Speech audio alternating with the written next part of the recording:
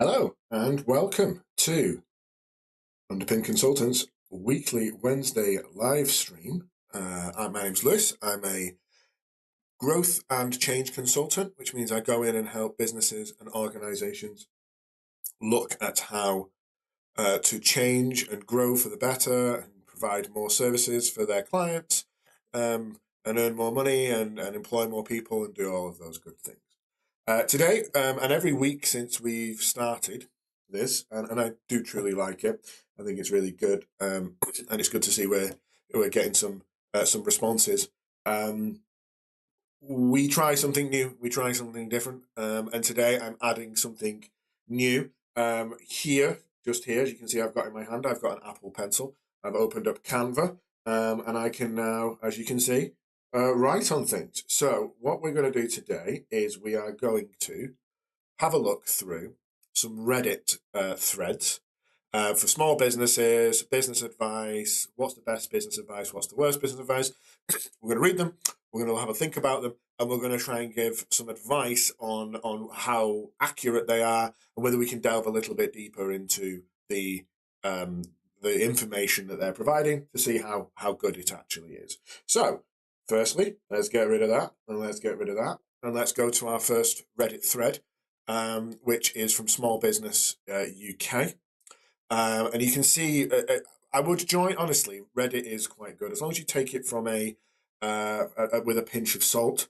Um, it's a good place to ask questions sometimes. We're going to go through some of these. I've already clicked through. Um, that's what what we want is we want to take information with the weight of which it comes in. You can learn anything from almost anything, but you can't just believe everything you read, especially on the internet, especially on Reddit. So today, what we're going to do is we're going to go through. We're going to see what's good, what's bad, and what's downright ugly. So the first one we're going to look at is this one. So this is from Reddit/entrepreneur, and this is over 10 years old. So it'll be really interesting to see. We've picked some ones that are quite old, just to see if things have changed over the last couple of years, and what we can provide and get more information on. So we've ordered this by Best. We're actually going to do it by Top. So I haven't seen these. Um, and I will be reacting live to them and providing my insight live to them. So, first comment is, if you are not ready for an opportunity and an opportunity comes along, take it anyway. This is one of those things you hear a lot. I think it's attributed to Richard Branson, who's a billionaire. So what do I know compared to him? But he says basically, if you don't know how to do something and someone comes to you and says, "I'd really like you to do this," that's what you should do. You should just take it and see where and see work out how to do it later. And this can be good for certain things and bad for certain things. So if this is your business, let's draw a box. If this is your business, and these little balls in here are all the things that you can do, okay? And somebody says, maybe you're a web design agency, okay, or you could be a florist, okay? So let's say you're a florist, right? So what do florists do? They say they sell flowers. Okay, fine. If somebody comes to you and says, "I really would like you to do some flowers, and I would like you to do some gifts kind of here. They're not within your business, but they are slightly adjacent to your business. If someone turns around to you and says, "I'd like you to do my accounts," that's over here. And so there's an awfully long way to go from here to here, but actually, there's a really short distance to go from here to here. Now, that's one way of thinking about this idea of, sorry, excuse me. If somebody asks you to do something, you should just say yes and then work out how to do it. So that's one way of thinking about it. And this way of thinking about it is, let's call this ability. Okay? So that's the first one. So if we get rid of all of that, we get rid of all of that. Okay. Now we're still a florist. But we are being asked to do something that's not about ability. It's about volume. Okay, sorry, bear with me a second. There we go. It's about volume. Okay, so instead of having 10 bunches of flowers, someone wants you to create hundreds of bunches of flowers. Okay, so all you will see, if you know anything about physics, you will see that this is getting bigger and the pressure, and it will start bulging. Your business will start creaking and cracking, and eventually it will explode. Okay? And the reason for that is because you are not prepared for delivering the things that you want. Okay? You are not a massive business. And what you do is if you are doing something where you can't say no and you've said yes, and that's another live stream that we've got, if you're doing that, then what actually is happening is you are going to dilute. If you can't bring the people in, you are going to damage your reputation, and you are going to reduce the quality. Okay? So you reduce the quality, you've damaged your reputation, and you've diluted it. So what you actually need to do, let's get rid of that. What you actually need to do, and let's go back to the wording of this. So let's quickly go back to the wording. If you are not ready for an opportunity comes along, take it anyway. What I would say is if an opportunity comes along, have already a plan and a limit and an understanding of what you are actually capable of. Can you find another florist who can do some of the things that you want to do over here? Can you farm things out to other people that can help you? You know, is that what you want to do? So I disagree slightly with the first one. And I think if you're not ready, the problem is that you're not ready. And so get ready and know what you're capable of, and know what you can do in the first instance, and understand where that comes from. Okay? So know what you can do. And if the opportunity is there, you've got backup plans, you've got positivity, you've got an understanding of what you're capable of, and you can do it that way. That would be the first one. So he said yes to designing a website, said yes to creating an e-learning module. Now he's contracting with the Philadelphia airport on a 6-figure contract. That's great. I don't think that is if an opportunity comes along and you're not ready. Sounds to me like he was ready. So that's the first one. Stop reading everything and looking for the secret sauce. There is no such thing. Sure, there's a lot of useful information. You need some basics, but once you have them, get started now. You will learn more by doing and having some failures than reading everything. Yes, I 100% agree with this. Failure.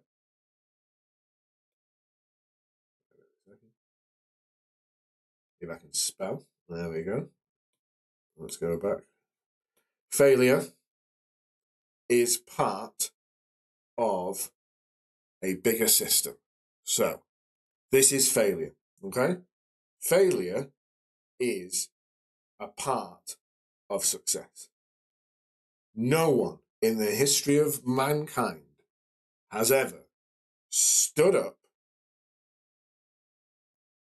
thrown a ball, and it landed in the tiny cup. Okay? And if they did, that's not success. That's luck. What luck is you are not in control. And so when they talk about the secret sauce, what they're actually looking for is to turn around and say, I know that my business is like this.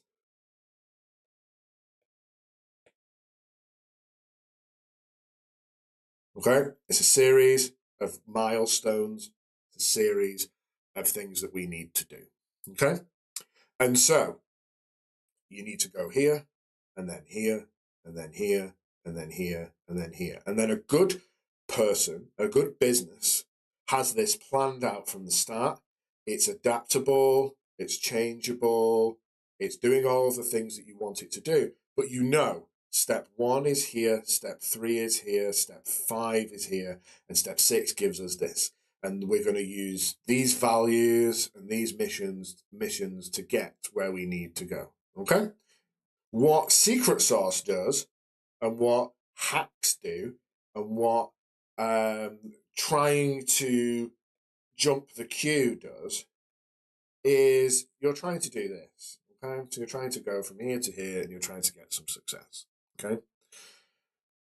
You're missing out the fundamentals of your business.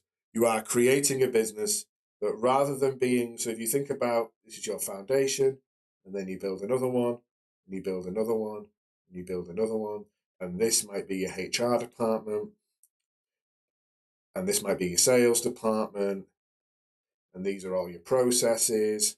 Instead of building something like this, you build something like this. Okay? Or worse, you build something like this. And because you skipped all these steps at the beginning, and you now have this teetery-tottery thing here, where's it going? It's going down. Okay?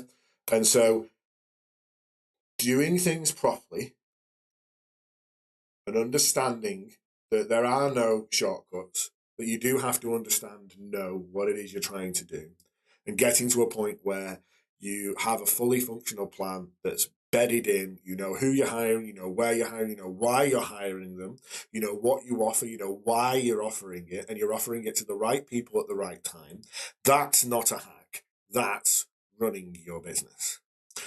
The other thing about that question, let's have a quick look and go back to it. Stop reading and looking for secret sauce. There's no such thing. The idea of a journey of your business, okay? And you start here and you know zero about your business. And when you get to here, you probably know, you're never going to know 100, but you're probably going to know 50, okay? It takes confidence to move this way. It takes understanding to move in a way that works for you, okay? To actually start building or designing, that's important, okay? And so preparing here, having a plan, having your mission,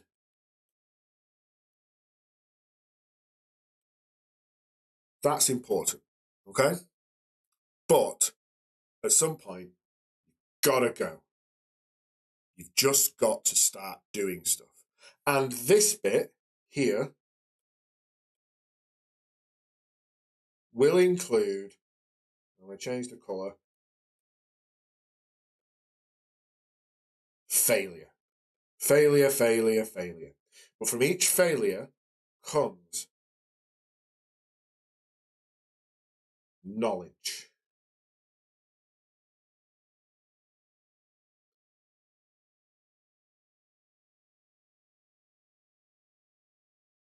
I don't know why this pen's not working. There we go. Comes knowledge and learning. And so here and here are, and you never stop failing. You never stop failing. You never stop learning. You never stop understanding. And if you stay here at the very beginning, you stay there in that little black hole and never actually get going, you're never going to make any of these failures. You're never going to have any of these successes, these ones here, okay? and you're never going to get the knowledge you need to get to that 50, to learn how your business works and to work out how it's going to make you a success. Let's have a look at the next one. So far, 10 years ago, still good. Don't sit inside your room to find out if your product or service will sell. Ask a suspect and keep asking and iterate until it does sell. That's quite good, actually. So the next one is we want to make sure, and this is something that I when I'm working with new startups and new businesses, and sometimes established businesses as well, there is this feeling that there are. So empathy is you knowing what your customer is thinking and wants. Okay? Now, what the majority of people do, and this is because we're scared to ask, is we just think. Okay? We never actually talk. We never actually ask. We never actually worry about whether we're right. Okay? And so what you want to do is, rather than looking at how, oh, removed his head. That's not what you want. Rather than doing it, go and ask them. Understand whether there is a service or product that you can provide that is actually something your customer wants. And if they want it, how much is it going to cost? Will they pay it? And if they are going to pay it, what do they expect in return?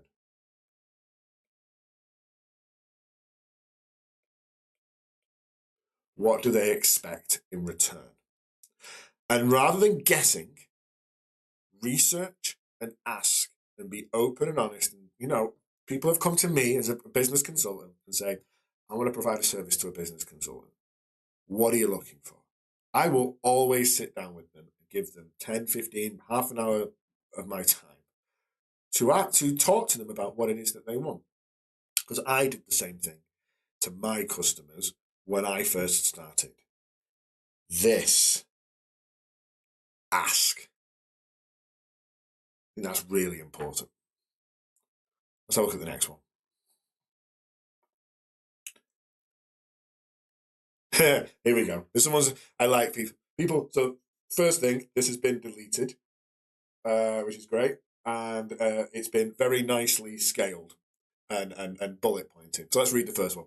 No matter how much it seems like a good idea at the time, never ever open a bar or restaurant unless you have a decade of industry experience, incredible contacts, and a limitless pool of money you don't want. I've just learned something from this, and I don't think it's the thing that they wanted me to learn.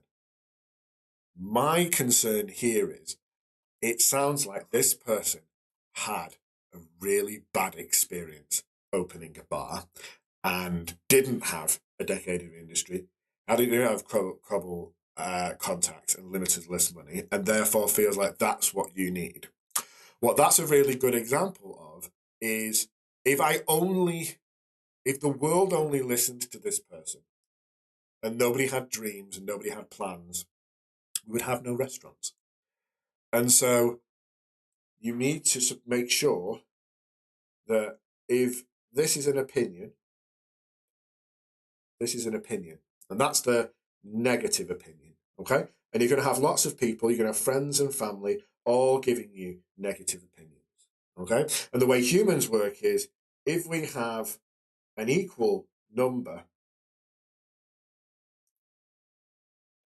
of negative and positive opinions, we will listen to the negative opinions over the positive opinions. Or we will only listen to the positive opinions. And what this is here is, this is burying your head in the sand. this one. Everything's going to be great. Everything's going to be fine. I don't need to worry about anything big. I'm just going to do it. I'm going to forceful. I'm going to do it. This is pessimism. This is everything is terrible. Everything is awful. What you need is going back to the theme of the day. You need knowledge. You need to listen here and learn. You need to listen here and learn. And you need to go here and find something that is positive and negative, is scientific, is independent, and you pull all of this together. And you create your own plan. And you share it with people, you get their feedback, but you don't just take one person's advice or even two people's advice. You take it all in. And when you're ready, you feel confident, and you go then, and don't listen to much of what is being told by other people.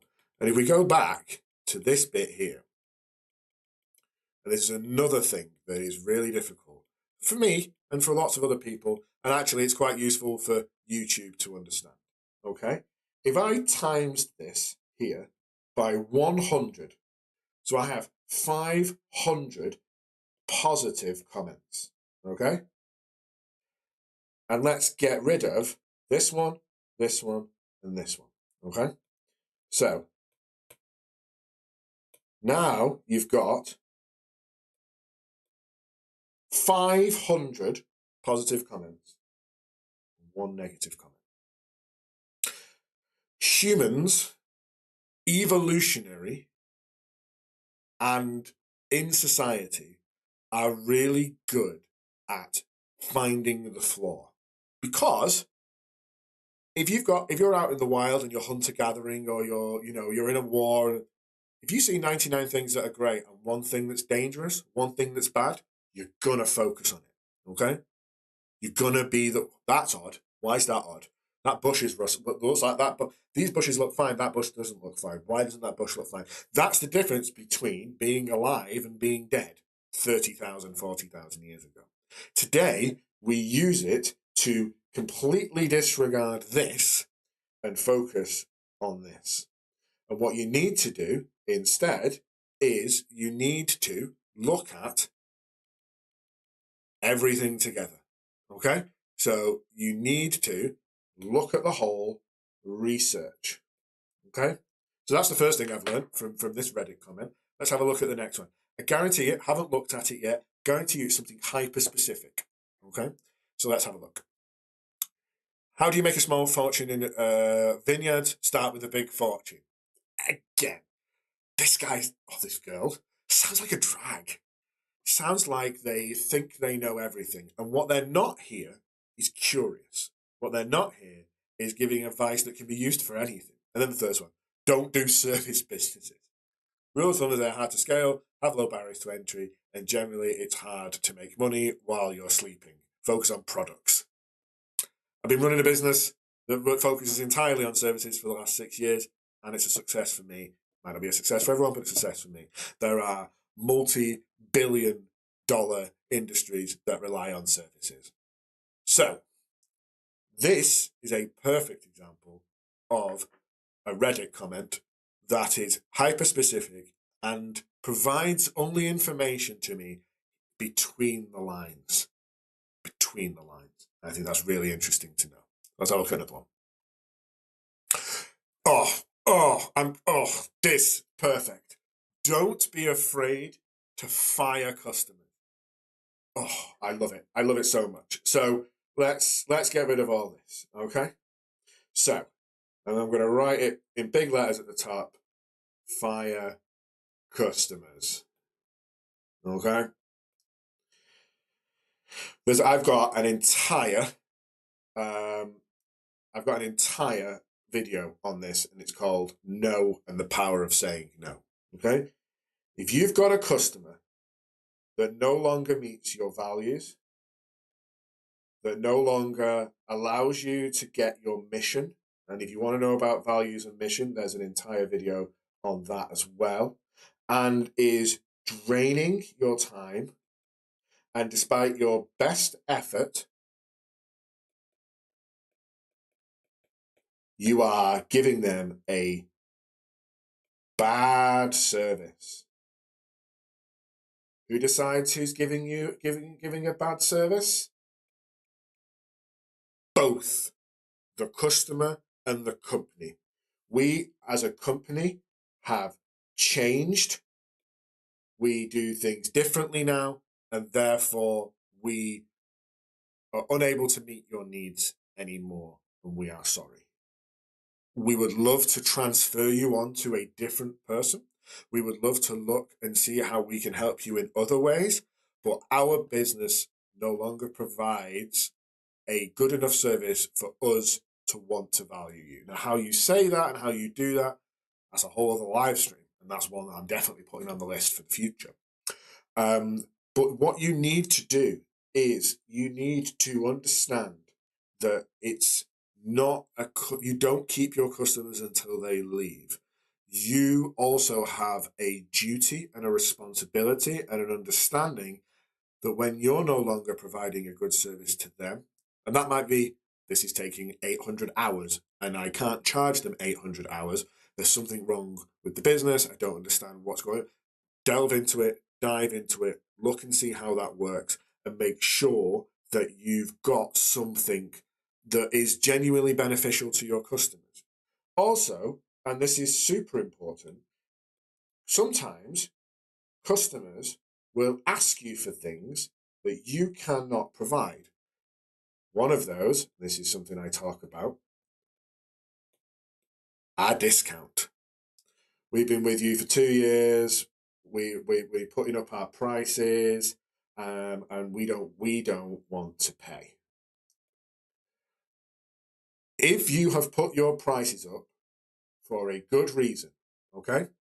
If you have increased costs, if you are looking at, whatever it might be, really sorry, we're going to have to put them on. Then we're leaving. That's a really tough conversation, but it should be done with the knowledge and the understanding that customers don't pay forever. Final thing is, the final thing is sometimes customers, bear with me a second, are bad. They can be horrible, they can be obnoxious, they can be taking you for a ride, they can be not paying you, they can be not understanding what you do. Some of those are your fault. Your customers don't know what you do, that's a problem. If your customers are constantly moaning and complaining, it might be because they're bad, but it also might be that you haven't explained what you do, how you do it, why you do it, where you're doing it, and the rules and the values of the game. It's hard to get rid of a bad customer, someone who is draining your time, who's draining your money. But I guarantee you, if you have a good product that is well researched and well thought out, it's not for everyone. It's not for every possible person in the world. And the customer who you brought on might not no longer be able to get benefit from the thing that you deliver. And they will moan and they will get upset. And turning around and saying, how can we change? How can we improve the product? That's really good. But if they're just obnoxious and they're not paying you, or they're being horrible, or they're being aggressive, or they're constantly asking for discounts and demand, it's okay to offboard them. Honestly, it's okay to offboard them. And sometimes when you're a small business, that can feel really difficult. That can feel really difficult. But if you do it and you understand why you're doing it, and you then go and get some good customers who know your service, know what you're doing, you've explained it to them, they pay on time, they do the things that they're supposed to do, you do the things that you're supposed to do, it's an enjoyable experience. Replacing bad customers with good customers is good business practice. Don't feel like you have to keep bad customers. Okay? I think we're going to do one more. So,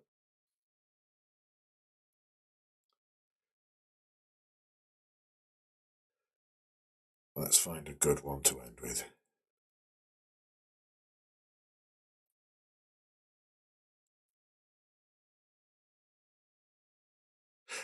Okay, this is a good one.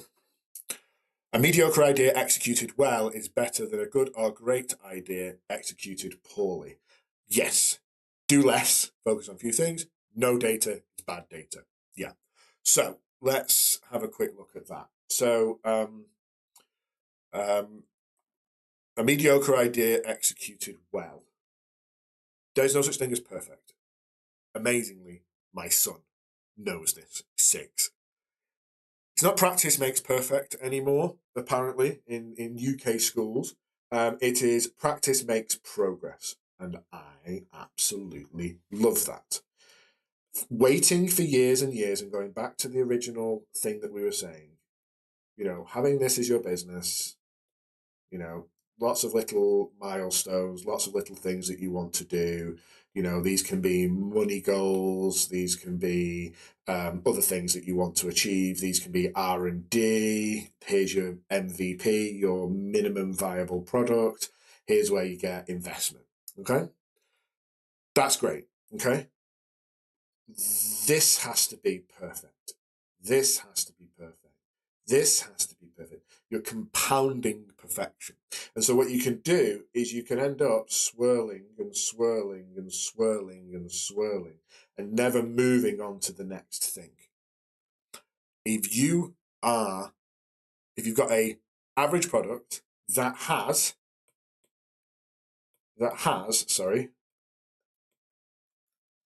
the following things behind it: customer service, okay? Quality of response, empathy, okay, and understanding. If I have a window cleaner and he does the most perfect job, it takes him 8 hours, it costs me 300 quid, and he never turns up. And when he does turn up, he's horrible, rude, and swears and scares my kid or the dog or whatever. That is a perfect product executed terribly. Guy comes, cleans my windows, 99%, 98%, 97% clean, 80% clean with my eyes. I don't care. He's happy, doesn't scare the kids. He does his job, always turns up on time. That is, to some people, a mediocre product executed perfectly. And that is what your business should aim for. To aim for 100% is death, is madness. It'll drive you insane. Work out what the quality, what the customer service, what the quality, what the empathy and the understanding your customers demand, and then see what they'll pay for it, and then do that. This has been fun. This has worked mostly. The thing here, no, there.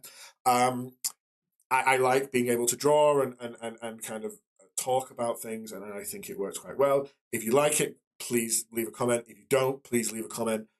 Feedback and understanding our customers and providing good customer service, quality, empathy, and understanding is what we aim for. And so that's what we want. So if you liked this, please let me know. If you didn't like this constructively, please let me know too. Getting up to Christmas now, probably be doing one next week. Then we'll be taking a couple of weeks off and we'll be returning in January. There'll be shorter videos going up throughout that time. Thank you so much. I really appreciate it. Love doing these. Love trying to provide some honest business advice for you. If there's any particular subjects you'd like me to look at in the future, please do.